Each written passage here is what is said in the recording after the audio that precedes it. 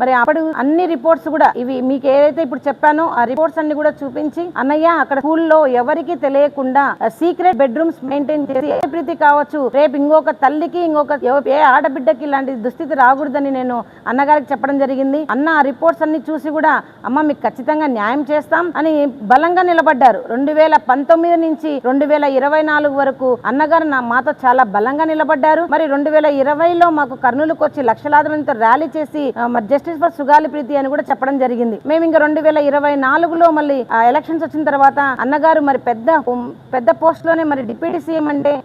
మాకు రేపు అయిపోతుంది, న్యాయం జరిగిపోతుంది, ఈ రోజు సుగాలి ప్రీతి కేసు ఇంకా ముహూర్తం అయిపోయింది,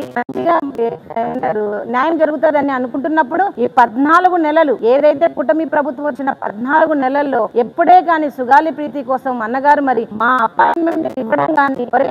కుటుంబం కానీ కూడా జరిగిన దాఖలు